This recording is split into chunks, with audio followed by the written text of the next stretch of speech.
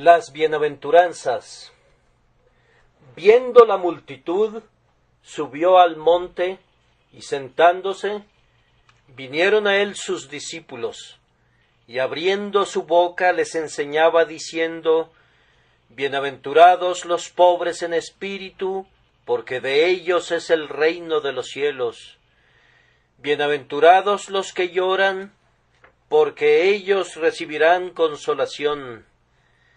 Bienaventurados los mansos, porque ellos recibirán la tierra por heredad.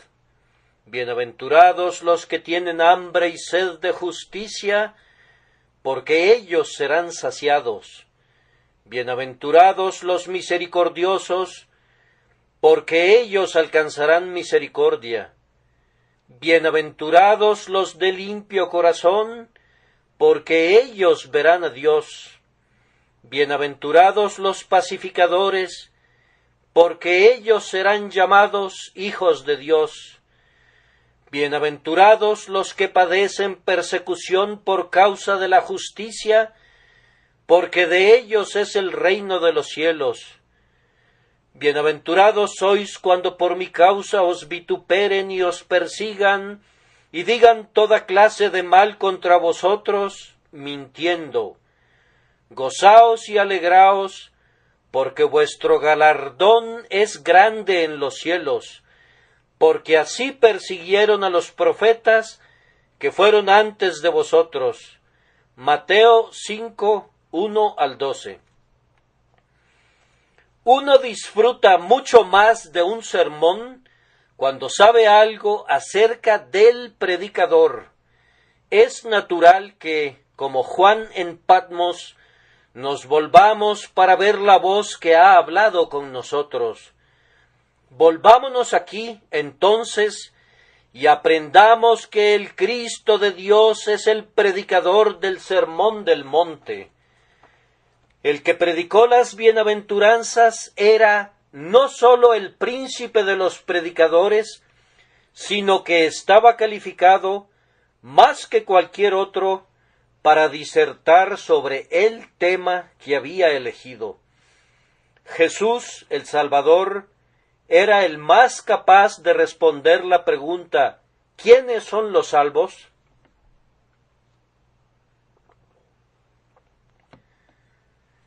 Siendo él mismo el siempre bendito Hijo de Dios y el conducto de las bendiciones, era el más calificado para informarnos quiénes son en verdad los bienaventurados del Padre. Como juez, será su oficio dividir al fin a los benditos de los malditos, y por tanto era lo más conveniente que, en majestad evangélica, declarara las bases de ese juicio para que todos los hombres pudieran ser advertidos. No caigan en el error de suponer que los versículos iniciales del Sermón del Monte declaran cómo vamos a ser salvados, pues eso sería causa de que su alma tropiece. Ustedes encontrarán la plena luz sobre este asunto en otras partes de la enseñanza de nuestro Señor, pero aquí Él responde únicamente a la pregunta: ¿quiénes son los salvos? O ¿cuáles son las marcas y evidencias de una obra de gracia en el alma? ¿Quién más conoce mejor a los salvos que el Salvador?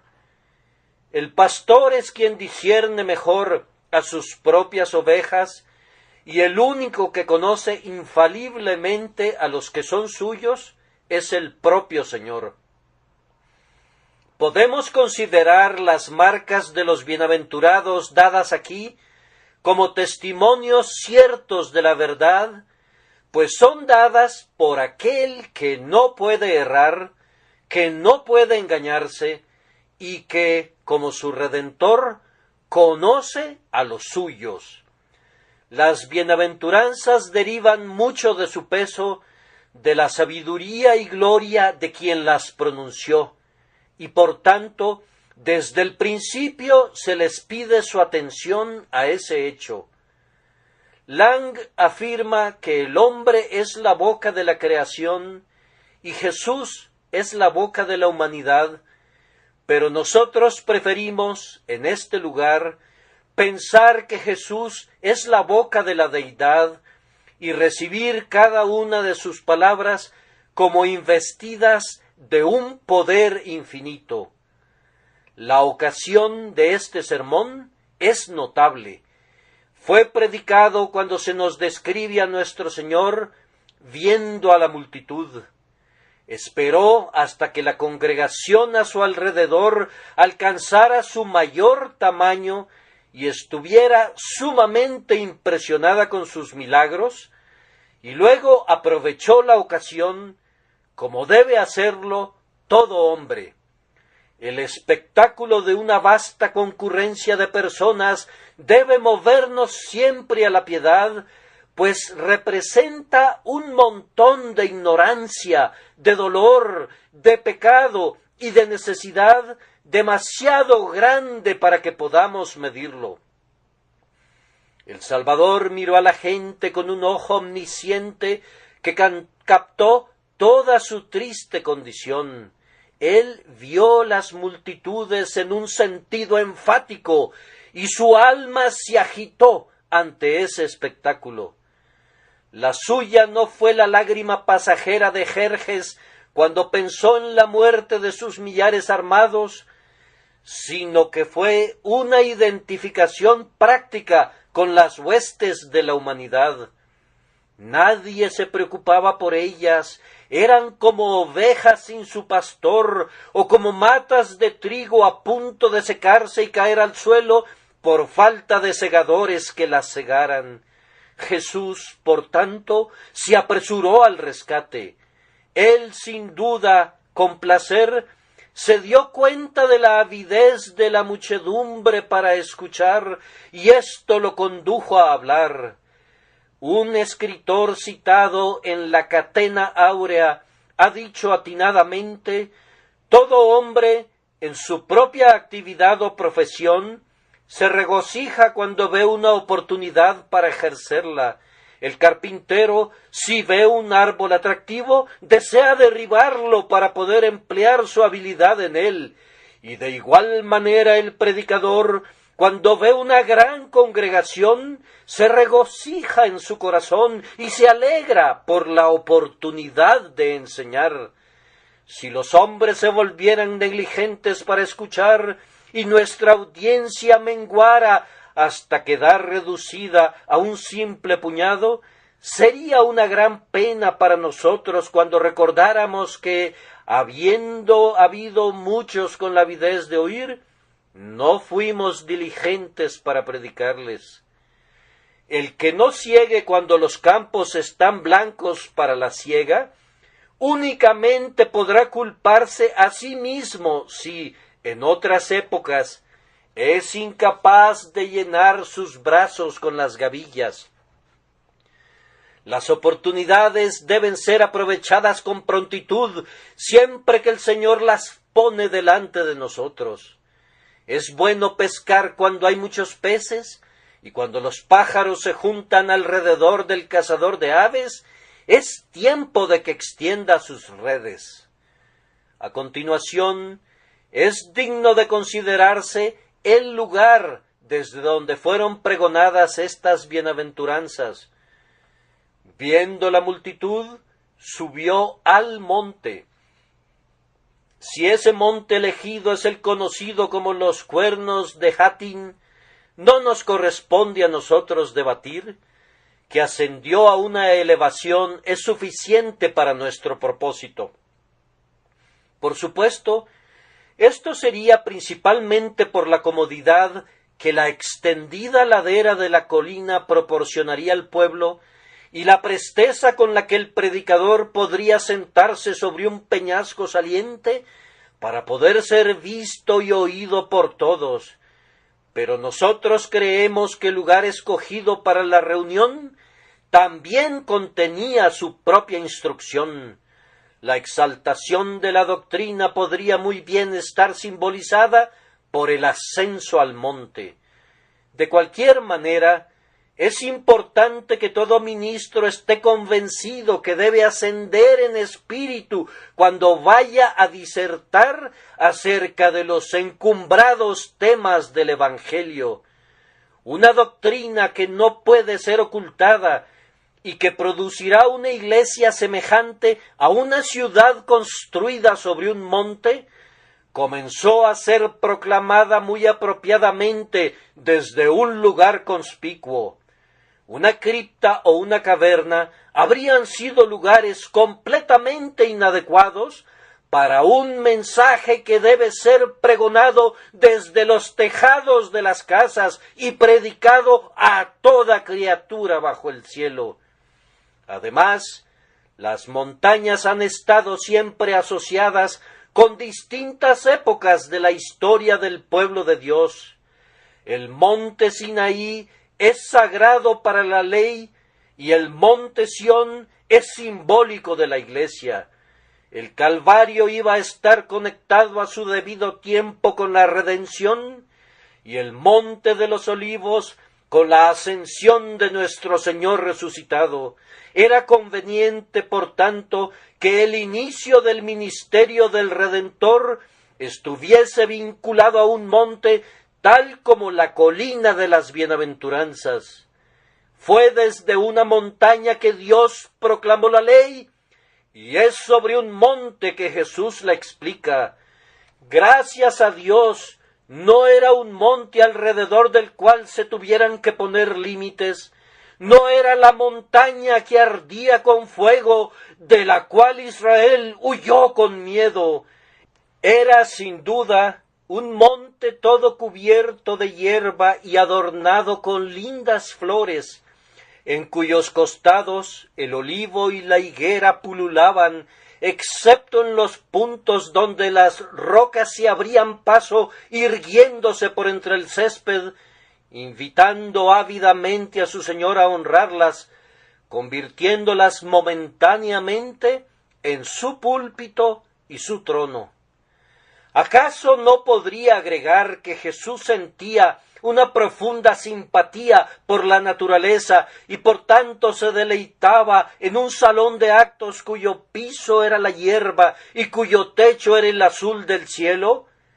El espacio abierto era acorde con la largueza de su corazón, y las brisas rememoraban su libre espíritu, y el mundo alrededor estaba lleno de símbolos y parábolas de conformidad con las verdades que enseñaba.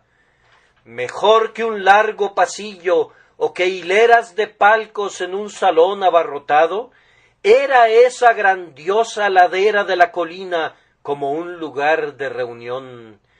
Qué bueno sería que más a menudo pudiéramos escuchar sermones en medio de un paisaje que inspire al alma.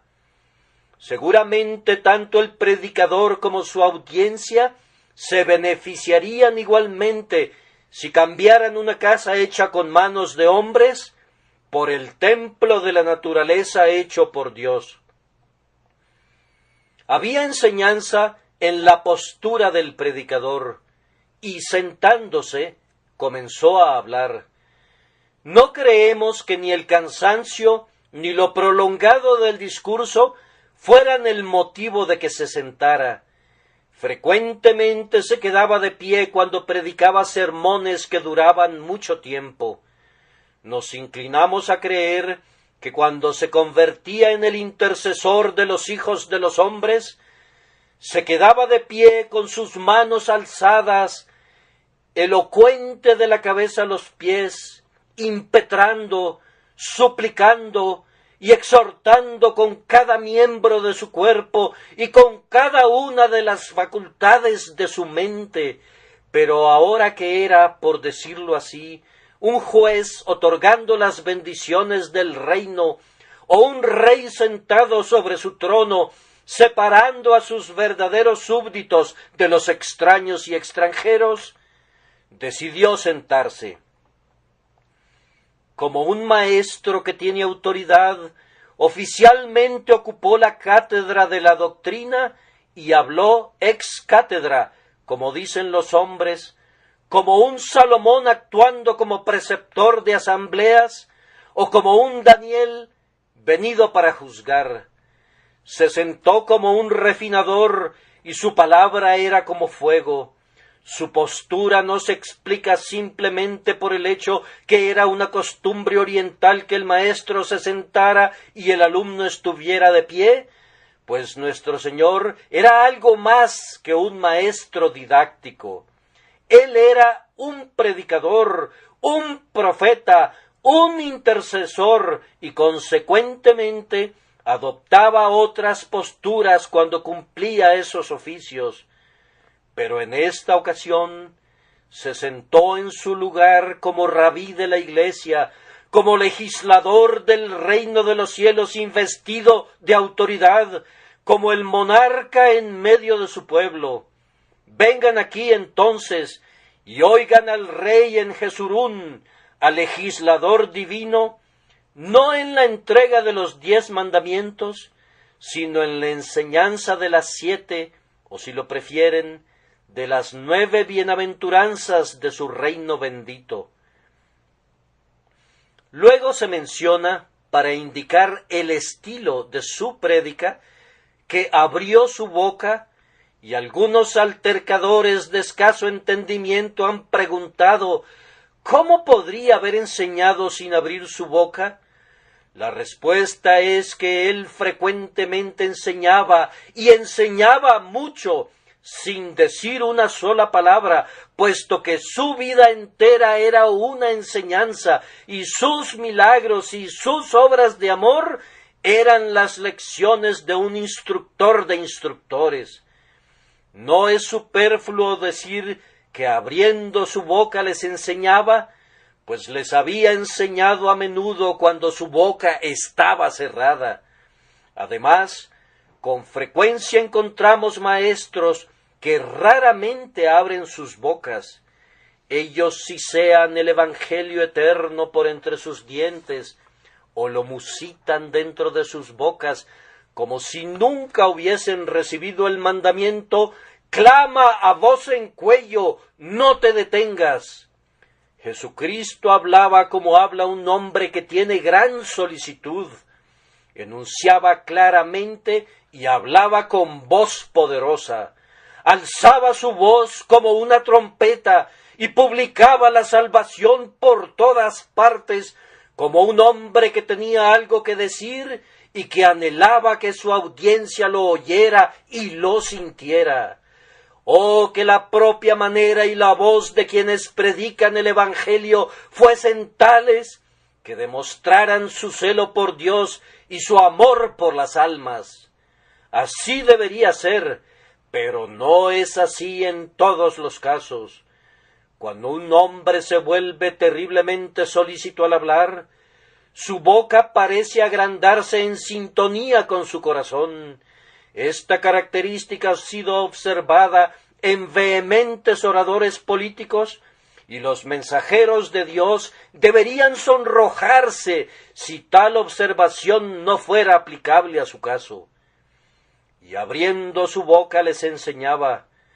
¿Acaso no tenemos aquí una alusión más que, así como él había abierto la boca de sus santos profetas desde tiempos antiguos, ahora abría su propia boca para inaugurar una revelación más plena? Si Moisés habló, ¿quién hizo la boca de Moisés?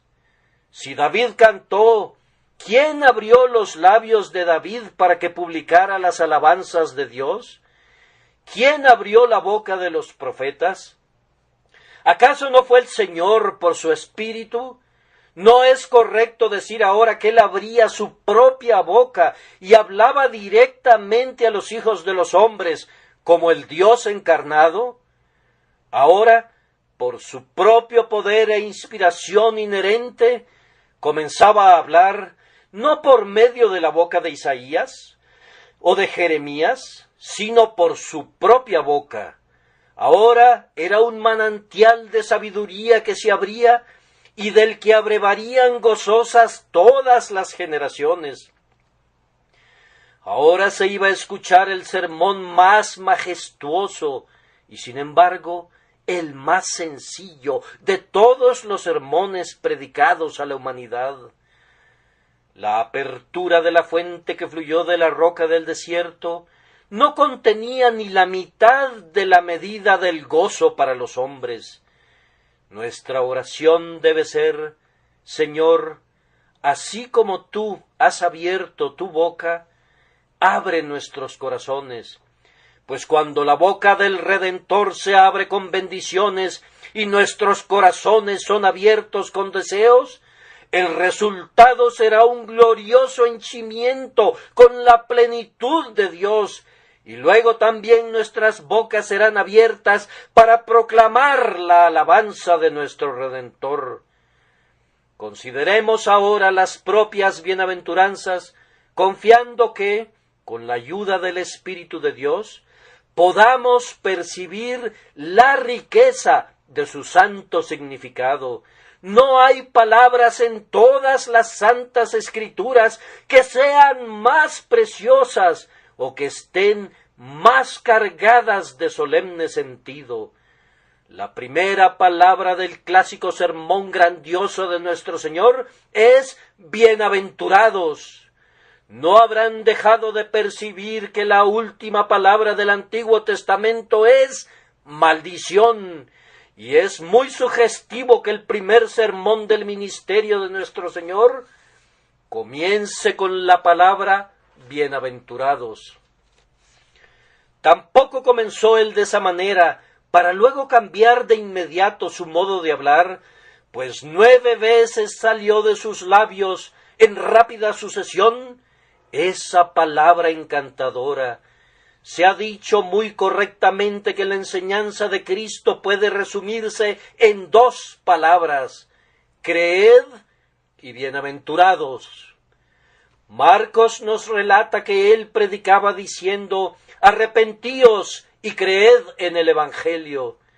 Y Mateo, en este pasaje, nos informa que él llegó diciendo: bienaventurados los pobres en espíritu.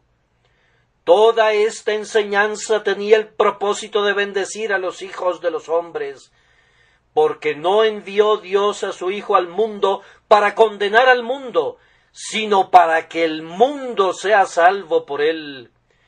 Su mano no porta ningún trueno, ningún terror cubre su rostro, no hay grilletes que aprisionen nuestras almas en las fieras llamas del abismo. Sus labios, como un panal, gotean dulzura, promesas y bendiciones se derraman de su boca. La gracia se derramó en tus labios, dijo el salmista, y consiguientemente la gracia se derramó de sus labios.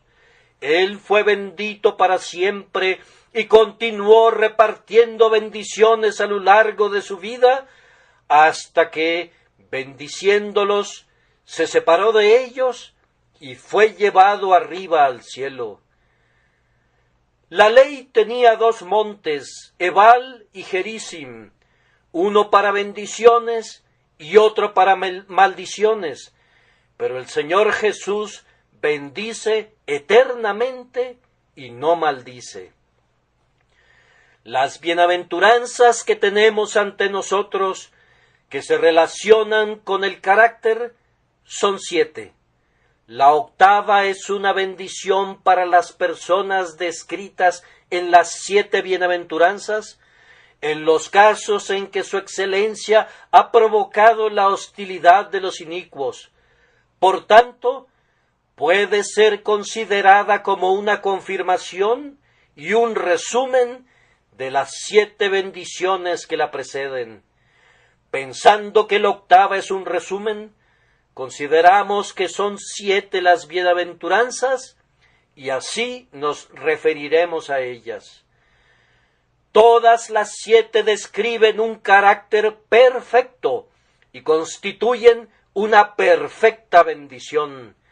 Cada bendición por separado es preciosa, ¡ay!, más preciosa que la abundancia de oro fino, pero hacemos bien al considerarlas como un todo, pues como un todo fueron predicadas y desde esa perspectiva son una cadena maravillosamente perfecta compuesta por 7 eslabones sin precio, unidos mediante un arte tan consumado que únicamente nuestro Besaleel celestial, el Señor Jesús, poseyó jamás. No se puede encontrar en ninguna otra parte una instrucción semejante en el arte de la beatitud. Los doctos han recogido de los antiguos 288 opiniones diferentes relativas a la felicidad, y no hay una sola opinión que dé en el blanco. Pero nuestro Señor, en unas cuantas frases notables, nos ha dicho todo acerca de la felicidad, sin usar ni una sola palabra redundante, ni permitir la más mínima omisión. Las 7 frases de oro son perfectas como un todo, y cada una ocupa su lugar apropiado. En su conjunto son una escalera de luz, y cada una es un escalón del más puro brillo del sol. Observen cuidadosamente y verán que cada una se eleva por encima de las precedentes. La primera bienaventuranza no es de ninguna manera tan elevada como la tercera, ni la tercera es tan elevada como la séptima. Hay un gran avance desde los pobres en espíritu hasta los de limpio corazón y los pacificadores. He dicho que ascienden, pero sería igualmente correcto decir que descienden, pues desde el punto de vista humano lo hacen. Llorar es un escalón más abajo y sin embargo un paso más arriba que ser pobre en espíritu. Y el pacificador, aunque es la condición más elevada del cristiano, será llamado a menudo a tomar el lugar más bajo por causa de la paz. Las 7 bienaventuranzas señalan una caída en la humillación y una creciente exaltación. En la proporción en que los hombres ascienden en la recepción de la bendición divina, más se hunden en su propia estima y consideran un honor hacer las obras más humildes. Las bienaventuranzas no están únicamente colocadas una sobre otra, sino que brotan la una de la otra, como si cada una dependiese de todas las que le precedieron. Cada crecimiento alimenta un mayor crecimiento, y la 7ª bienaventuranza es el producto de todas las otras 6. Bienaventurados los que lloran surge de bienaventurados los pobres en espíritu. ¿Por qué lloran? Lloran porque son pobres en espíritu. Bienaventurados los mansos. Es una bendición que ningún hombre alcanza mientras no haya sentido su pobreza espiritual y no haya llorado por ella. Bienaventurados los misericordiosos. Sigue a la bendición de los que son mansos, porque los hombres no adquieren el espíritu de perdón, de simpatía y de misericordia, mientras no hayan sido hechos mansos al experimentar las 2 primeras bendiciones. Este mismo ascenso y esta misma procedencia pueden ser vistos en las 7 bienaventuranzas.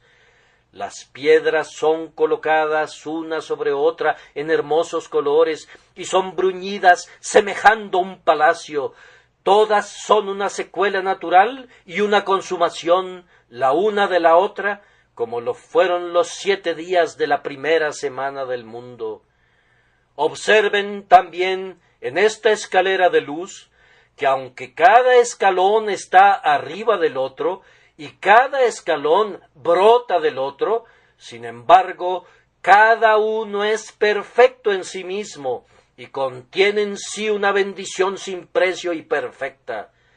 Los más humildes de los bienaventurados, es decir, los que son pobres en espíritu, tienen su bendición peculiar, y es ciertamente una bendición de naturaleza tal que luego es usada como un resumen de todas las demás, porque de ellos es el reino de los cielos, es tanto la primera como la octava de las bendiciones.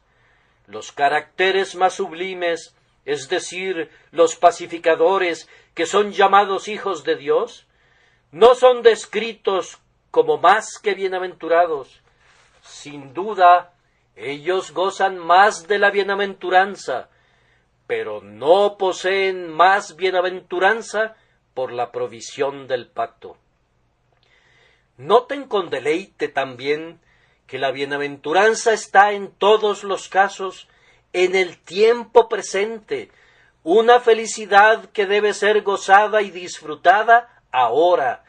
No es bienaventurados serán, sino bienaventurados son. No hay un solo paso en toda la experiencia divina del creyente, no hay un eslabón en la maravillosa cadena de gracia en el que haya una ausencia de la sonrisa divina o una falta de felicidad real. El primer momento de la vida cristiana sobre la tierra es bienaventurado, y bienaventurado es el último. Bienaventurada es la chispa que tiembla en la caña de lino, y bendita es la flama que asciende en santo éxtasis al cielo. Bienaventurada es la caña cascada, y bienaventurado es el árbol de Jehová lleno de savia, el cedro del Líbano que el Señor plantó. Bienaventurado es el bebé en la gracia, y bienaventurado es el hombre perfecto en Cristo Jesús. Así como la misericordia del Señor permanece para siempre, así permanecerá también nuestra bienaventuranza. No debemos dejar de observar que en las 7 bienaventuranzas, la bendición de cada una de ellas es apropiada al carácter. Bienaventurados los pobres en espíritu, está conectada apropiadamente con el enriquecimiento en la posesión de un reino más glorioso que todos los tronos de la tierra. Es también sumamente conveniente que aquellos que lloran reciban consolación, que los mansos que renuncian a toda autoexaltación gocen de la vida al máximo y así reciban la tierra por heredad. Es divinamente conveniente que aquellos que tienen hambre y sed de justicia sean saciados, y que quienes son misericordiosos para con otros alcancen misericordia. ¿Quiénes, sino los de limpio corazón, verán al infinitamente puro y santo Dios? ¿Y quiénes, sino los pacificadores, serán llamados hijos del Dios de paz? Sin embargo, el ojo perspicaz percibe que cada bendición, aunque apropiada, es expresada paradójicamente. Jeremy Taylor afirma: son muchas paradojas e imposibilidades reducidas a un todo coherente. Esto es visto claramente en la primera bienaventuranza, pues se dice que los pobres en espíritu poseerán un reino, y es igualmente manifiesto en la colección como un todo, pues trata de felicidad, y sin embargo la pobreza encabeza la caravana, y la persecución cubre la retaguardia. La pobreza es lo contrario de las riquezas, y sin embargo, cuán ricos son quienes poseen un reino. Y la persecución se supone que destruye todo gozo, y sin embargo, aquí es convertida en un tema de regocijo. Vean el arte sagrado de quien habló como no habló jamás hombre alguno. Él puede a la vez convertir sus palabras en sencillas y paradójicas, y puede por tanto atraer nuestra atención e instruir nuestros intelectos. Tal predicador merece el más atento de los oyentes. Las 7 bienaventuranzas que componen este ascenso celestial a la casa del Señor conducen a los creyentes a una elevada meseta en la que habitarán confiados, y no serán contados entre las naciones. Su santa separación del mundo atraerá sobre ellos persecución por causa de la justicia, pero no pierden su felicidad, sino que más bien crece y es confirmada por la doble repetición de la bendición. El odio del hombre no despoja al santo del amor de Dios. Inclusive los denostadores contribuyen a su bendición. ¿Quién de nosotros se avergonzará de la cruz que debe acompañar esa corona de misericordia y piedades? Independientemente de lo que puedan involucrar las maldiciones del hombre, son un inconveniente tan pequeño ante la conciencia de ser bendecido 7 veces más por el Señor, que no son dignas de ser comparadas con la gracia ya revelada en nosotros.